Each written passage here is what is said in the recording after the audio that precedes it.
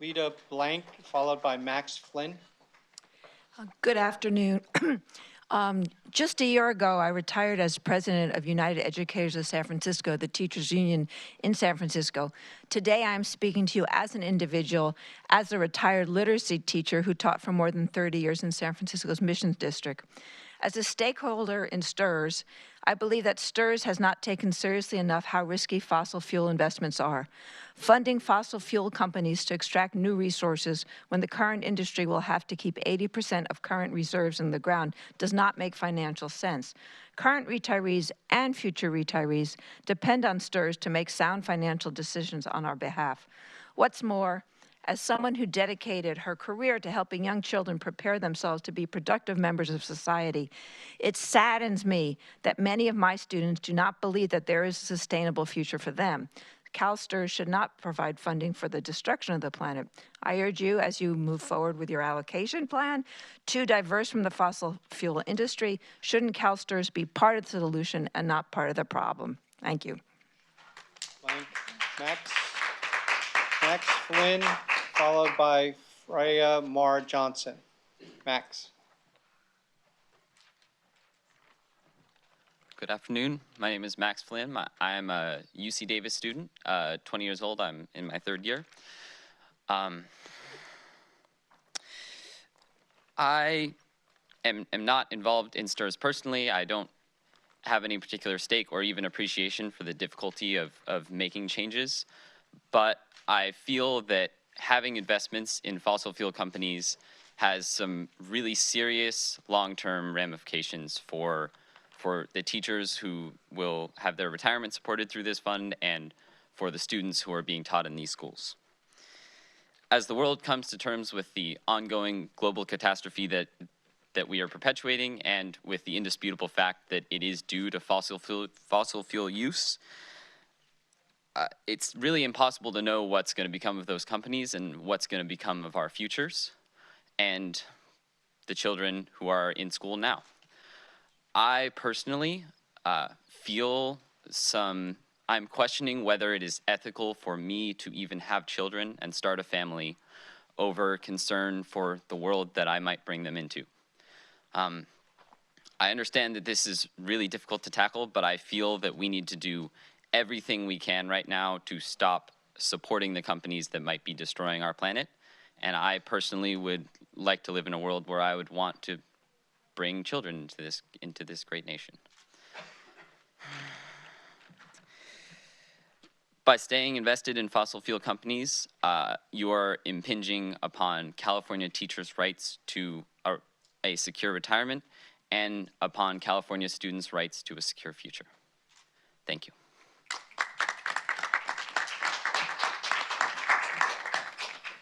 Freya Mar Johnson, and then Megan Phelps.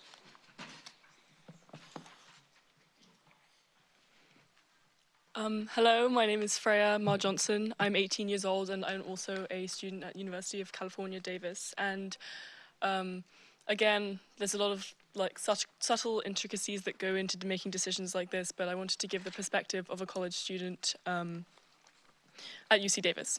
So UC Davis is often called an eco-hub. As you know, the UC system is already divested from fossil fuels. Granted, it was for financial reasons. But I wanted to talk about some of the measures that students are encouraged to take in order to reduce their individual carbon footprint. This includes biking everywhere, taking really quick showers, and reducing consumption of meat and dairy, even at the cost of our own bank accounts, which, as you know, as college students, aren't very full.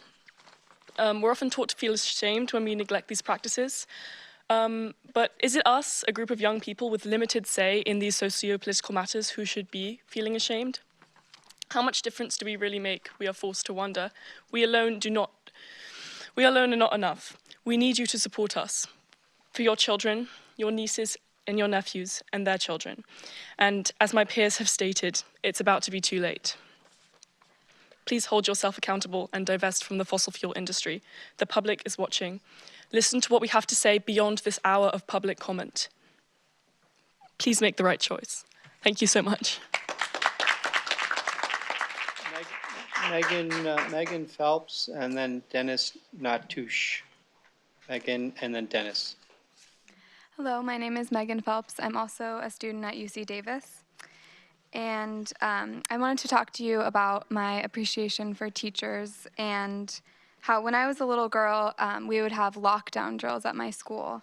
And it scared me because my parents weren't there to protect me and I felt vulnerable. And I remember in 5th grade, my teacher told me a story of a principal laying his body down to protect students from bullets. And I trusted that my teachers would do anything to protect my right to a future. A future that included seeing the world's beauty, finding a meaningful career, and most of all, most important to me was creating a family. And now, instead of a lockdown, it's the climate crisis. And just like before, my parents aren't here to protect me. And just like before, I'm faced with the fragility of my future and the future of my dreams, like starting a family. But this time, it's not a drill. And this time, I'm questioning whether teachers are willing to protect my right to a safe future. So I'm asking you to defend the futures of young people like me and those even younger and more vulnerable than I am. Teachers have always been more than educators. You've been the creators of our safety, and I ask that you please divest from fossil fuels to maintain our right to a livable future. Thank you. Dennis, and then Hannah, it's Dennis, and then Hannah De La Cal. Okay. Dennis. Hello. Thank you. I'm Dennis. I'm 20 years old, and I'm also a student at UC Davis. And when you assess the risk of the different assets, in my opinion, you have not taken seriously enough how risky fossil fuels investments are for your fund.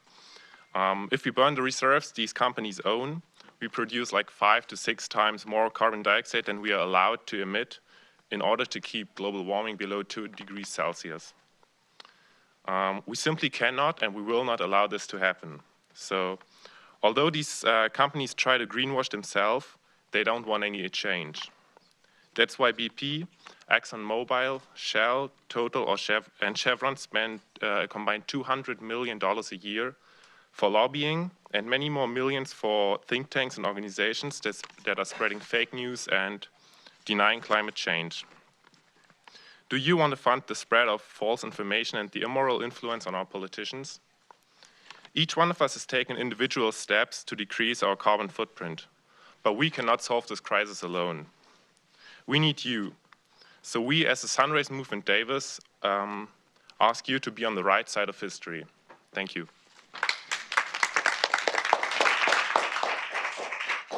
Hannah, and then Jane Fosberg.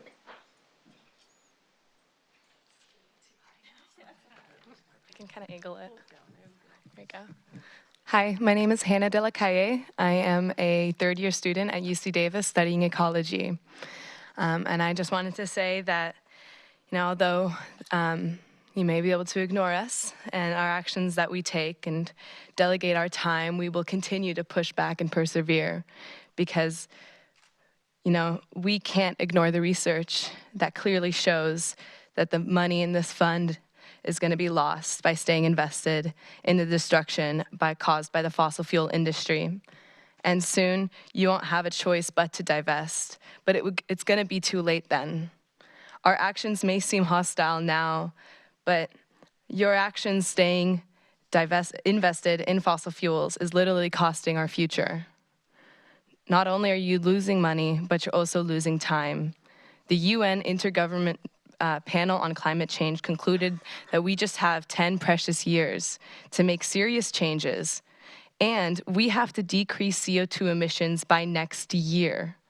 The divestment of $6 billion is going to take years, and by the time that even I graduate and try to make a difference in my field, it's going to be too late.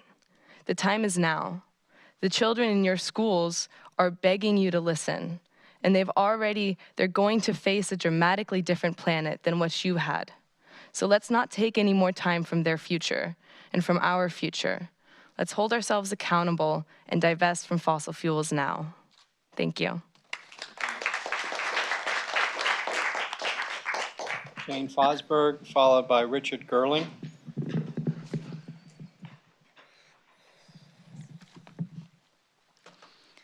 CalSTRS, you have watched California burn, And yet you continue to invest in the fuels that fan the flames and cost lives and cost the state billions of dollars.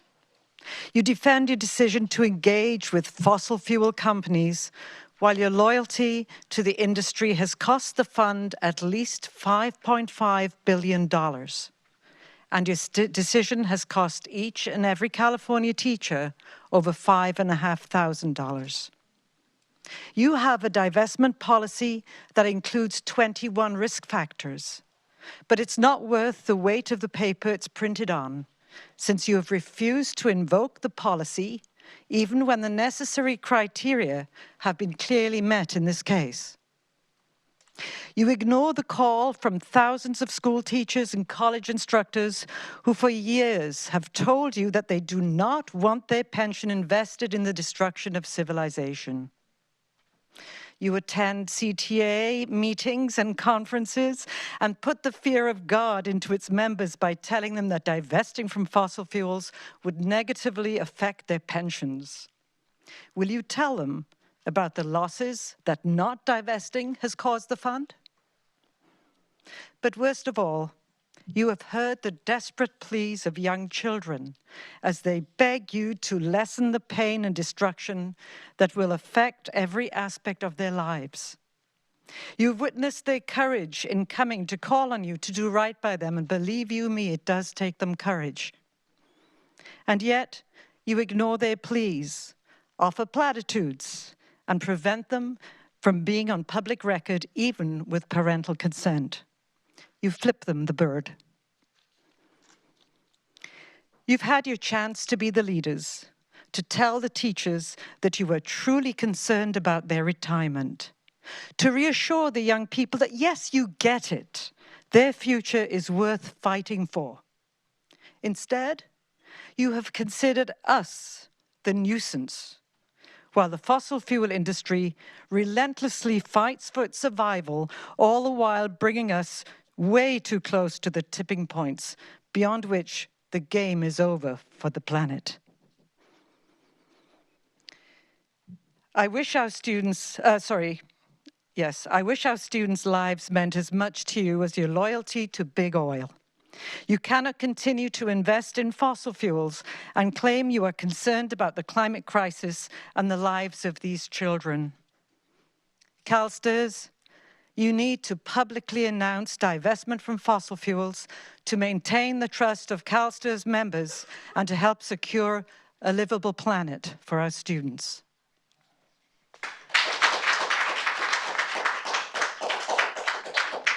Richard Gerling and Doug Orr. Richard? Boy, that's hard to follow. My name is Richard Gerling. I'm here from the United Educators of San Francisco. I traveled from San Francisco to this meeting. It's the first time I've been to a STRS board meeting. That's how important this is to me. I retired 2 years ago, so I'm a member. I'm here as a member. After having taught economics in public schools for over 30 years and earning my master's in philosophy and economics. From my economic knowledge and additional evidence from Fossil Free California's report showing billions lost due to fossil fuel investments, I've concluded that continuing investment in companies that produce fossil fuels is doomed to financial failure as well as ecological extermination. Oil companies have trillions invested in underground resources that they must exploit to remain profitable. The problem is when these resources are exploited, they destroy our chances of survival. This is absolutely contrary to the objectives of STRS providing for the futures of teachers. It is no excuse that we are transitioning away from fossil fuels. Investments must end immediately for the sake of our futures, and positive alternatives must be found for our investments. UC has voted to divest its endowment and retirement funds from fossil fuels. As STRS is another large investor and others look towards it, your decisions have consequences. Make those consequences positive. Lastly, As a member of STRS, I want to hear the voices of young people who have the most to lose.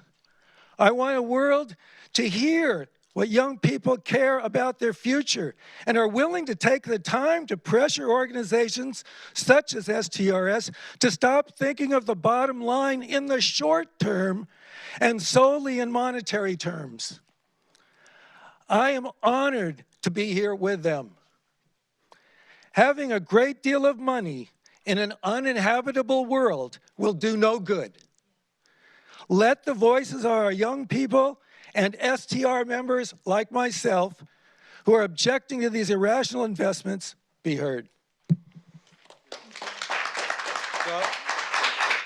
Doug Orr.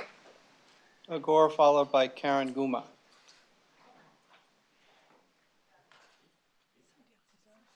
Doug's not here. Karen? Sorry, I thought I was coming after item 5. I'm item 4. You're during everybody speaking during this. Okay. So I'm going to probably make a lot of enemies standing up here, but I hope that's not true. I'm not speaking as part of CFT, I'm speaking as a college professor. I've taught economics for the last 35 years, and I was also very, very involved in the anti-apartheid movement for South Africa, up to and including civil disobedience, somewhat like we had earlier today, which I thought was very nice. But one of the lessons of the anti-apartheid movement was divestment didn't work. Colleges all around the United States divested from South Africa, and it had no impact whatsoever. What started to have an impact was when the visibility of apartheid in South Africa was raised enough that we used the other two halves, or 2/3, of what is oftentimes called the BDS movement: boycott, divest, and sanction. What brought down apartheid in South Africa, first and foremost, was the people of South Africa. But second to that, when companies started boycotting going to South Africa, when banks decided to stop lending to South Africa, that's when things changed. I'm absolutely excited and wondrous of all of these young people who are so dedicated to climate change. And I agree with them 100%. Climate change is an existential threat to life on this planet. What I find distressing is that they're using all of their energy and all of their excitement to push on the tool that has the least impact. If they had all of the same energy and they were telling banks in the United States to stop lending to fossil fuel companies, that would have an impact. When they convince people to stop buying things that are reliant on fossil fuel, like never order anything from Amazon. The carbon footprint of Amazon is enormous. Go to a brick and mortar store, don't buy from Amazon, right? Boycott and sanction, that's what works. In the last 3 years, between colleges and pension funds, more than $8 trillion has been divested from fossil fuel companies, and it has made no impact. $8 trillion have been divested. When STRS decides to divest a couple more million here, the oil companies are not even going to notice it. We have to do something now. You're right, we have less than 10 years. We can't wait and learn that divestment isn't the right tool, other things are, because that's what happened in South Africa. It took more than 10 years for students to realize that they needed to shift their focus from divestment to things that worked. Thank you. Karen Guma, followed by Sandy Emerson. Just like to say to the previous speaker that just because we're pushing divestment doesn't mean we're not using any other tactics. We expect the CalSTRS staff to take a narrow view of investment opportunities because, after all, that is what you hired them for, to focus on the bottom line. Even so, their perspective does not seem to extend far into the future or even to view past performance when it comes to fossil fuels. But the whole purpose of having a board instead of just a staff is to take the broader view. And the broader view of fossil fuel investments is either that they are doomed or we are. And the damage is not limited to environmental destruction. The big oil and gas companies prop up some of the worst dictatorships in the world, and they play an equally harmful role in US politics. What is the main economic prop of Putin's dictatorship in Russia? Oil and gas. Of the murderous dictatorship in Saudi Arabia? Oil and gas. The record of the fossil fuel industry with regard to governments is so bad that it has a tag in academic circles, the resource curse. You would expect that the discovery of oil would pour wealth into a country, but it has the opposite effect. Look at Equatorial Guinea, Venezuela, Iraq, any place that oil has been discovered. It makes the gap between wealth and poverty severe. It encourages corruption. It props up dictatorships, because after all, tyranny makes for a stable business environment. And oh yes, it wrecks the air and water. Right now, when we are having such a crisis in our own democracy, your investments align us with climate change denial, with Trump, and with the Republican Party. This is what the Koch brothers, those oil billionaires, paid for. Your policy of engagement hasn't made a dent in this record. It hasn't kept a single oil well from being drilled, a single pipeline from being laid. You're just one more ignored voice on the staff of dictators everywhere.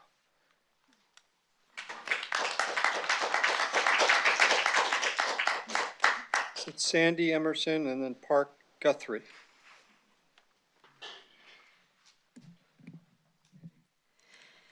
Sandy Emerson from Fossil Free California. We brought a report to the board and to the staff this week that showed the cost of not divesting. It was a 10-year retrospective study, quarter by quarter, of the difference in returns between public equities with fossil fuels and without fossil fuels. This part of the portfolio would have earned CalSTRS $5.5 billion more if you had divested from fossil fuels 10 years ago. This type of study was done also for the New York State Common Retirement Fund and showed that that fund would have had $22 billion more if it had divested from fossil fuels 10 years ago. These facts really energized their members and beneficiaries of that fund. And these represent the cost of not divesting. You hear a lot about the cost of divesting, but take a look at this other fact.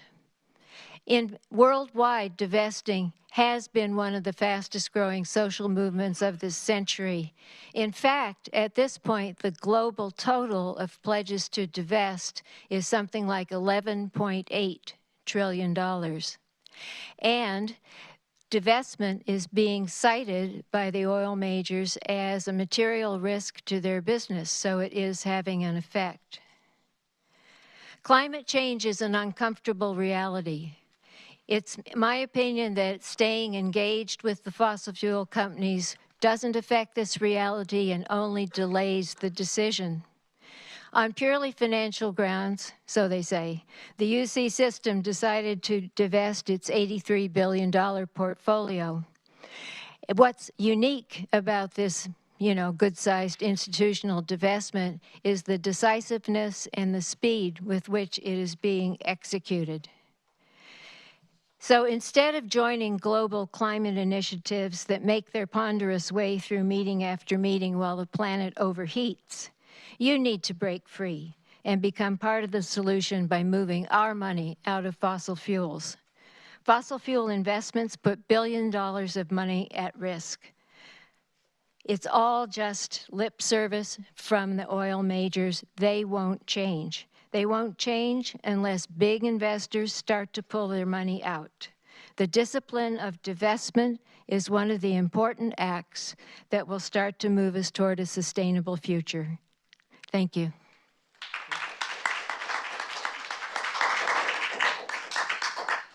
Park Guthrie, and then Paula Buell.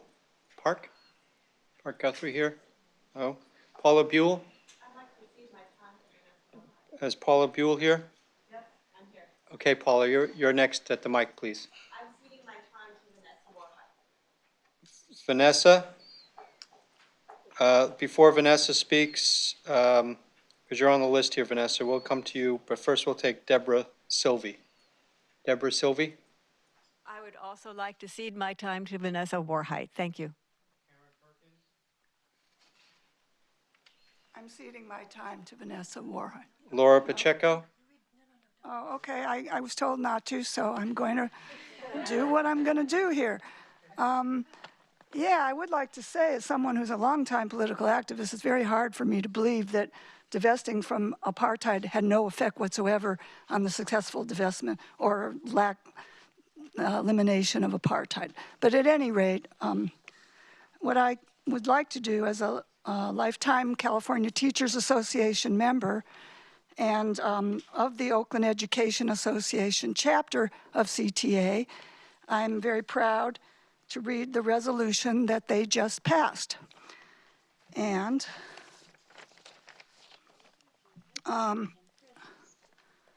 okay, a resolution urging CalSTRS to divest from publicly traded fossil fuel companies.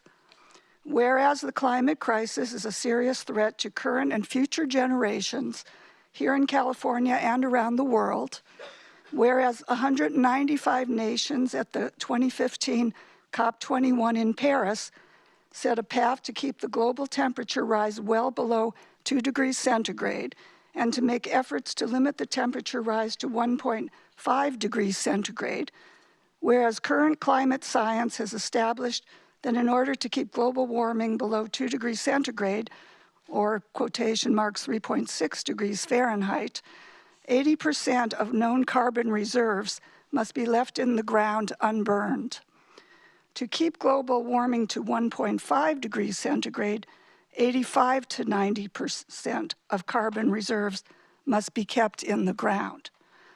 Whereas unburnable carbon is causing a carbon bubble with a projected $28 trillion loss over the next 20 years due to stranded assets, whereas for the purposes of this resolution, a fossil fuel company is defined as any publicly traded company that owns reserves of coal, oil, or gas, whereas studies by Impacts Asset Management, the Imperio Group, and MSCI show that there is no negative impact on performance when investors exclude fossil fuel companies from their portfolios, whereas fossil fuel investments have met all three criteria of the CalSTRS divestment policy.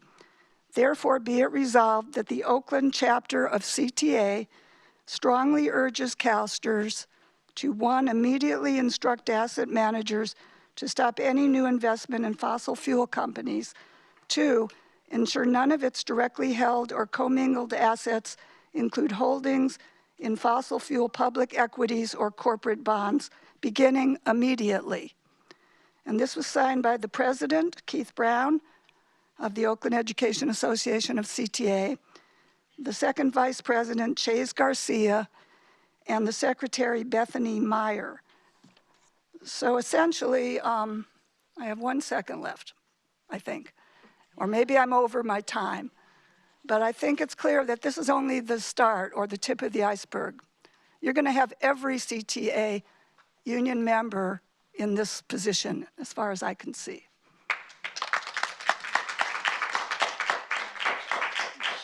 Laura Pacheco? I lost my place here. Is Laura Pacheco here? Yeah. Okay, Laura, you're next. And then it goes to... I'm going to translate. Okay. Oh, I'm sorry. Can we just hold the timer for a moment? I see that Ms. Pacheco is here for a different item with Unite here. What I'd like to do is finish the comments from our previous. So there are a few speakers who wanted to cede their time in the spirit of openness and cooperation. Would that individual please come to the microphone and identify yourself? Can you hold this for me? Is it Vanessa Vanessa? Vanessa Warhite. Are you Miss Warhite?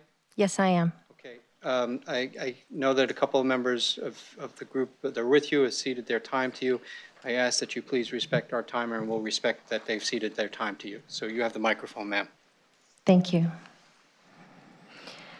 I've spoken here before. A lot of people have spoken here before. I decided to sing to you today in the hopes of maybe having your hearts open to what we have to say.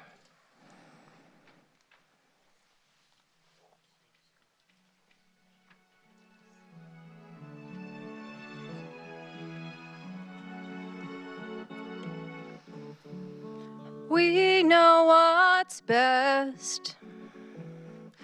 Put your fears to rest. Whoops. Technology is failing me. And I don't mean to sing Yellow Brick Road. I could.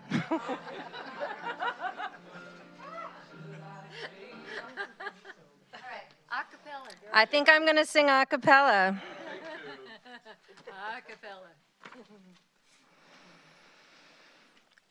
We know what's best. Put your fears to rest. That's what you keep saying. Can't you see we're in a mess? And the profits from oil and gas are clearly in the past. And all the while this crisis is moving way too fast. And I've done everything I know to tell you things aren't fine.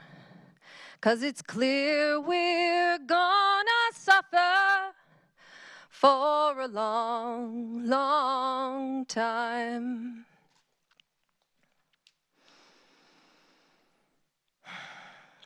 Desperate with fears, blinking back the tears, sounding the alarm bells, but you never seem to hear. And it's still up to you for another year or two. You can still divest before we're really, truly screwed. And I've done everything I know to make you do what's right. And I hope you're gonna listen, 'cause we don't have much time.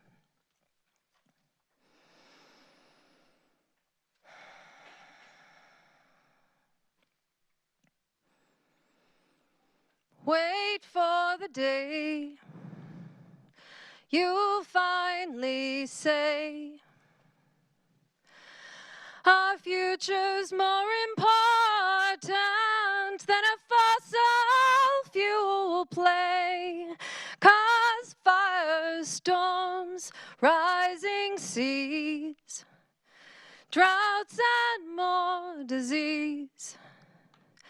Our children don't deserve this, so listen to us, please. 'Cause we've done everything we know to try and change your mind. If you don't, it's gonna haunt you for a long, long time. 'Cause we've done everything we know to try and change your mind. And you need to start divesting while we still have time.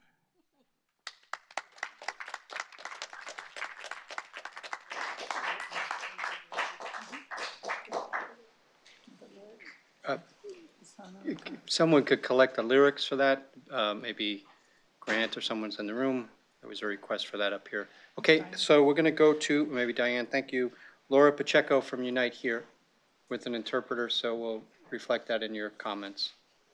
This is our last public comment, and then we will take a short break after the public comment and then come back to continue our business.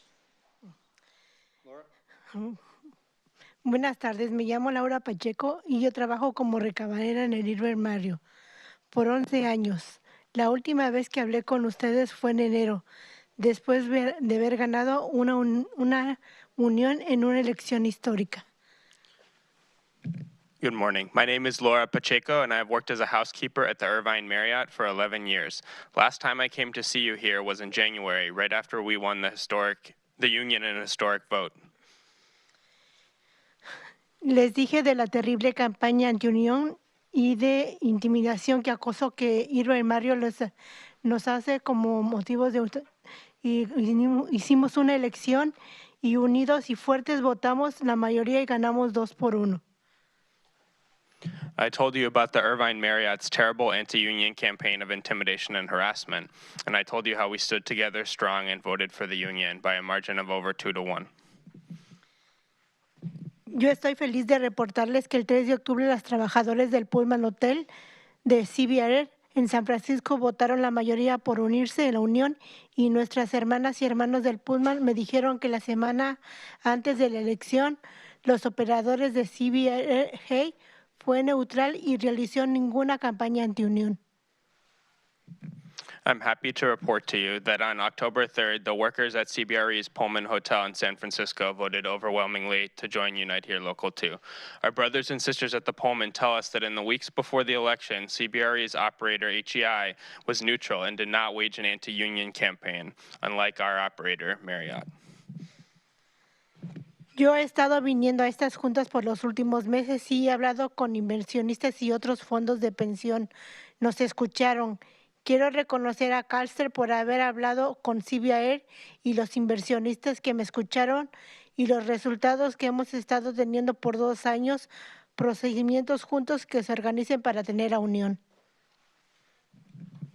I've been attending these meetings for the last several months, and I've spoken with other investors, and we've been heard.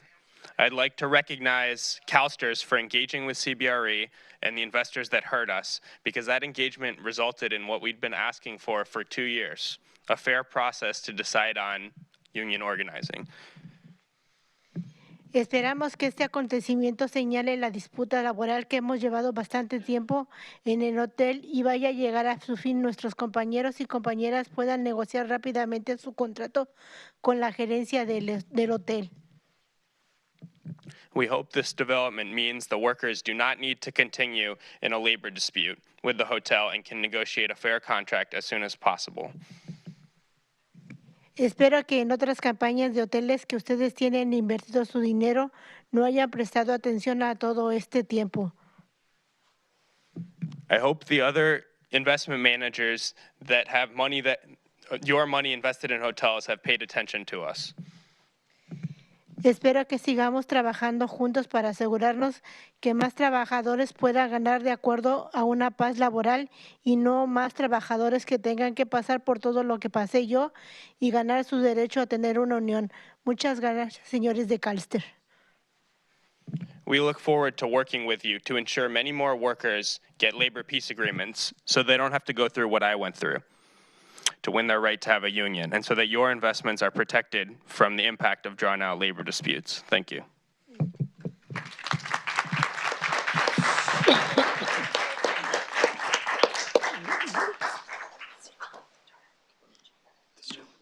Good afternoon. Chairperson, I'd like to make a point of clarification if I could. Yes, sir, and just identify yourself for the record, please. My name is Leonard Goldberg. I am the chairperson of CTA Retirement Committee. Good to see you, Mr. Goldberg. Thank you. I just wanted to clarify that there was, from the Oakland Education Association, they said that this was a CTA resolution. I'm not aware of that in any official capacity. It may be a local resolution, but it is not one before CTA. So I just wanted to make that clarification. Thank you. Thank you, Mr. Goldberg. So that, appreciate that clarification. That's fine. Well, thank you, ma'am. Appreciate it. We understand. I want to thank everyone for your public comments and helping us move the agenda forward. I do want to acknowledge the following written communications that were submitted to CalSTRS for public comment that were received electronically.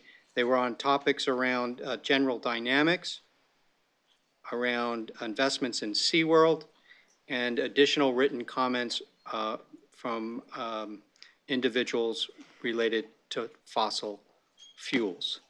Before we adjourn, I just want to be sure that it's on the record that, as Mr. Aylman stated during our asset liability study, CalSTRS looks at climate risk across its entire portfolio of more than $240 billion across every asset class. We look at not only the risks associated with climate inside the portfolio, but look at it across all industries, not the least of which is the fossil fuel industries.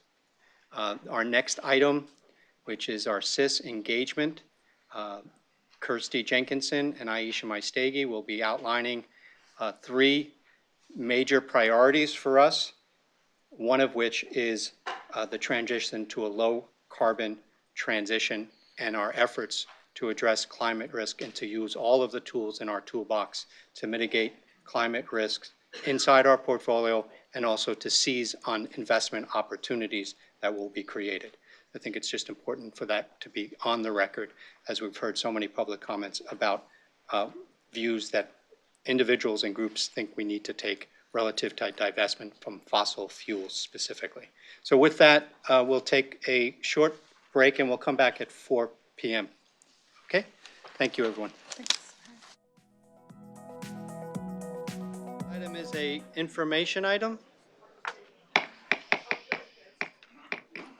Thank you. Our sustainability investment and stewardship team is with us, formerly known as corporate governance. And this item is an information item. Kirsty and the team is going to outline their engagement priorities in a more global perspective and pillars, really in themes. And I think the big takeaway for us is really, as Kirsty and Aisha and the team talk about the 3 big priorities for the year ahead, it will be very important for us as a committee to be thoughtful about the limited resources that the team has, both in human capital and financial capital, and also how that capital can be best used to impact change.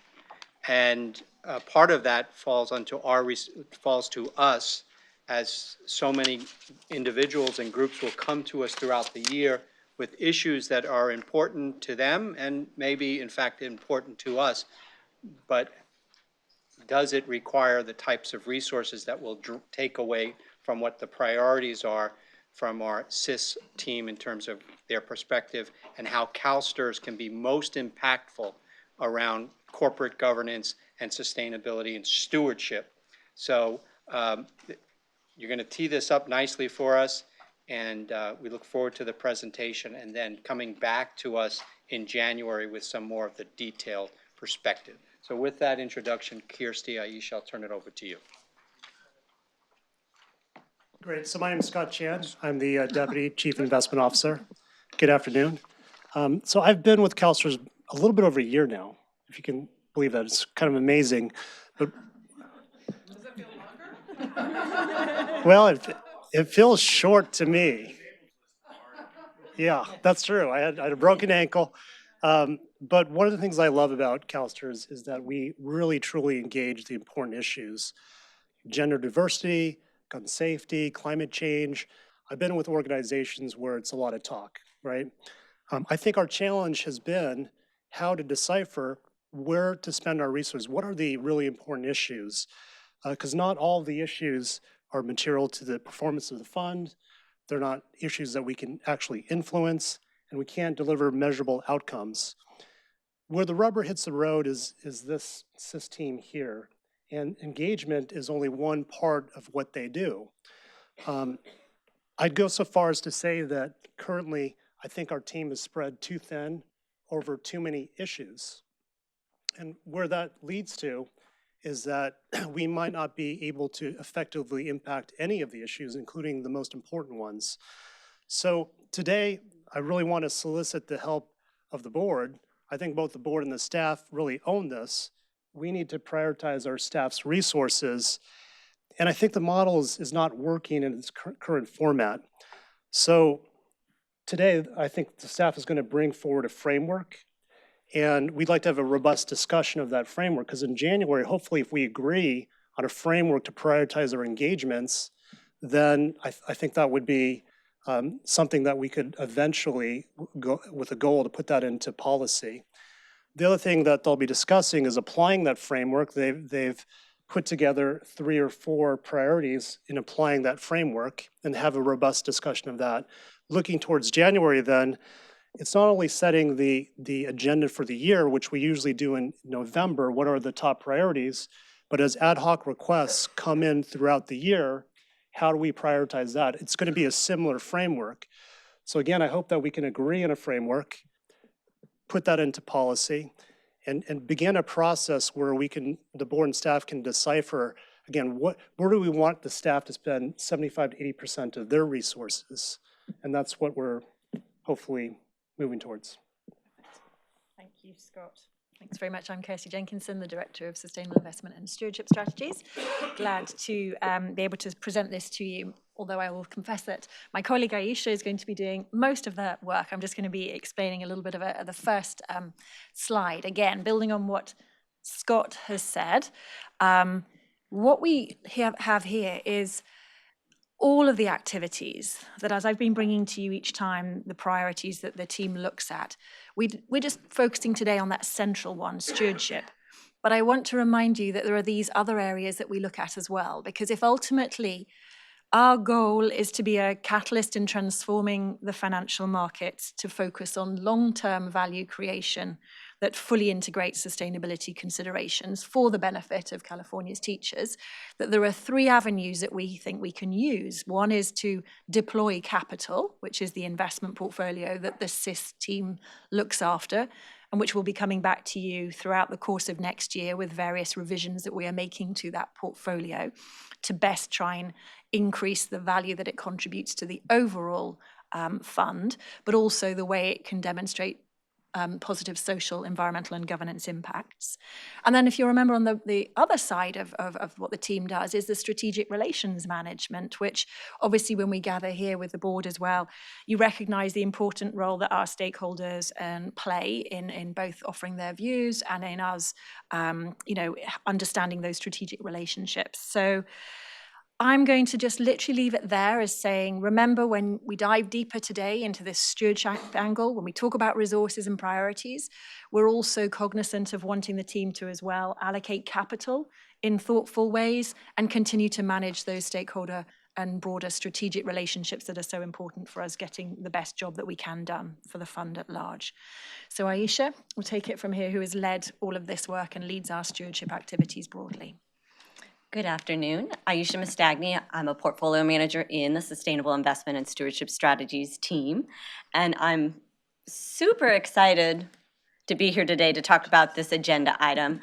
As Kirsty mentioned, stewardship is just one aspect of the SIS activities, but within stewardship, we also have a number of responsibilities. First and foremost, we vote over 8,000 proxies a year in accordance with our corporate governance principles.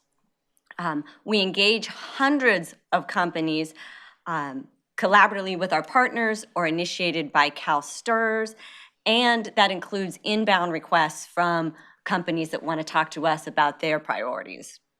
And last but not least, we engage public policymakers, regulators, because without well-functioning markets and appropriate shareholder rights, much of what we try to do would be ineffective. Thank you. So why is engagement important? Sorry, we have a little bit of a glitchy system here, so forgive me, these slides keep coming back and forward. Something seems to be going funny with them, apologies. Okay, so while the market has changed dramatically, the premise for why we engaged has remained constant.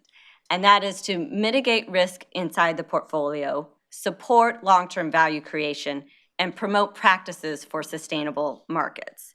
And because we're the ultimate long-term shareholder, it's really important that we consider all the environmental, social, and governance issues. And the breadth of the ESG issues that we're asked to tackle continue to expand, along with the tools that we also have at our disposal. So that's a good segue into this next slide, because not only do the breadth of our ESG issues continue to expand, but so do the interested parties coming to CalSTRS. I think that our leadership in the area, our thoughtful approach to governance, our ability to influence, just make us highly visible to a variety of parties in the marketplace. This is just a sample of some diverse groups that come to us. Some that are illustrated here are truly our investment partners, and we collaborate with them on a number of issues. Others that are illustrated want us to engage either on their behalf, or they may have different priorities than our own. So this next chart is a visualization to try to help determine, how we're going to effectively prioritize our engagements. And the arrows represent sort of a myriad of issues, and we can't successfully tackle all of them. And so what we're proposing is to look through it through sort of a filter or a funnel. And one, we want to talk about, how does it affect the long-term performance of the company? Secondly, is there a role for us to play as investors, and do we have the tools to influence the outcome? And last but not least, can we measure success, and are those measures of success aligned with our goals? I'm going to go through, I have actually more detailed slides on each one of these, so I'm going to go forward on that. So first and foremost, how do we affect the long-term performance, and how does it affect the long-term performance of our portfolio? We need to ask ourselves, not all ESG issues are relevant at every company or every industry in the same way. So I think there's starting to be this ground, there's a variety of ways to measure that out in the marketplace, but there's a lot of focus and a lot of wind behind what we're calling SASB, the Sustainability Accounting Standards Board. And I could spend the next 30 minutes just talking about that, but just let you know that that's what staff is using, and that's what the marketplace is beginning to use to look at those issues that are material to individual companies or industries. And then last but not least, we have to ask ourselves, is this an issue that we as investors can influence? And that's a really important point. So if the board will indulge me, I'm going to spend a little bit of time on this slide, because this illustrates sort of the continuum of tools we have at our disposal. And it's really expanded over the last several years. So in years past, we used to spend most of our time in sort of the light shaded area on the left-hand side of the continuum. As I said earlier, we vote over 8,000 proxies, and this continues to rise, especially as global equity starts to bring more assets in-house, especially with the emerging markets. This activity is automated to some extent, but the process is designed so that staff can spend most of its time analyzing the most complex and contentious issues. Engagement letters. We continue to send letters to companies when we have issues of concern. What's changed here is that actually now people respond, which takes resources and time. We used to have about a 25% response rate. Now it's almost unheard of if a company doesn't respond to our outreach. Teleconferences and in-person meetings. I think this number is a little bit confusing because it says 20 per quarter, but this only accounts for those companies that are reaching out to us proactively. It doesn't include any of CalSTRS outreach or any of the collaborative engagements that we do that take a lot more resources. I personally, and like I said, I think this number is kind of underrepresented here because I get about 2 or 3 a week just from companies in my inbox. Speaking engagements, we're regularly asked to speak as thought leaders, and I think that's important to the CalSTRS mission. Shareholder proposals, while we file fewer shareholder proposals than we did in the past, that's basically because we're actually able to negotiate and engage with more companies. So that, again, takes time. Engagement with the regulators, markets continue to be frustrated with the political environment, so various parties come to us and are asked to engage with the regulators. Collaborative engagements, I'm going to show a couple other slides that really talks about how this has expanded over time. We have, while we work collaboratively with these partners, we're often the lead on various engagements with particular companies. And last but not least, what we're calling our activist stewardship. And these are deep dive company engagements where it takes a lot of resources and very heavy on long-term focus. So global collaborative partnerships. So this was just a snap. Can you go back one? Go back one more. Yes. I know it's being temperamental. This is just a snapshot of what the global partnerships looked like about 20, 30 years ago. In fact, CII we're about to celebrate our 35th anniversary. But if you move forward, if you fast forward to today, the scope of the global partnerships is, sorry, I know. It's not my driving. It's partly. Just a couple really quick examples. The Investor Stewardship Group, the ISG up there in the corner, that was established just in 2018, and it has over 31 trillion in assets under management represented.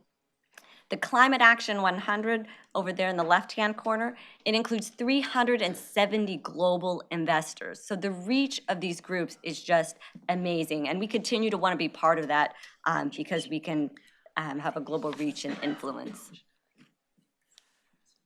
Okay, it's probably going to jump back again. Okay. So the last filter is, and if you remember that funnel at the beginning that I showed you, is, how can we measure success? And for us, success is, a company making a change, market participants being influenced by our thought leadership, or regulators being responding to our concerns. And internally, we've established a system to help us better track and communicate these successes. And I think in front of you, you all have the new value of engagements, and you're going to see when we communicate to you through the value of engagement, things are going to be organized by these success areas and our priorities. Okay. So that was my very long lead-in to talk about what we think the engagement priorities should be for CalSTRS and the SIS team. First and foremost, we think there needs to be corporate and market accountability. And I think a few of you might be going, okay, what does that mean? But I think yesterday was a really good example because the Securities and Exchange Commission met yesterday and proposed 2 new rulemakings that will go out for public comment. But those proposals are 2 of the most significant actions that could reduce shareholder rights that has been in the past several years. And so it's very important that we continue to, and I could spend another 10 minutes just talking about that, but I won't. But I think this is a really important issue where we have to continue to be engaged. We have to make sure that our voice is heard because we really do need all of those well-functioning markets and appropriate shareholder rights in order to hold corporations accountable. Secondly is board effectiveness. As investors, the board of directors is our representatives inside the boardroom. We need to make sure that they have the right skill sets, they're made up of diverse directors, that they're appropriately representing the shareholders with the proper shareholder rights, that they're managing risks and aligning executive compensation with the long-term strategy of the company. Low carbon transition, Mr. Keeley mentioned that earlier today. I don't want to underplay this priority, but I also know that the board spent a whole lot of time at the offsite, and I just want to communicate that that continues to be a priority for us when we engage companies inside our portfolio. And last but not least is the firearms, the principals. This was designated by the board as a priority last year, and it continues to be a priority for the team. It's slightly different, and we have different tools to affect the market than the other three, which is why we sort of designated a little bit differently there. All right. So, as I said earlier, we have our engagement priorities, and our goal is to try to spend 75 to 80% of our time, including the firearms, on these priorities.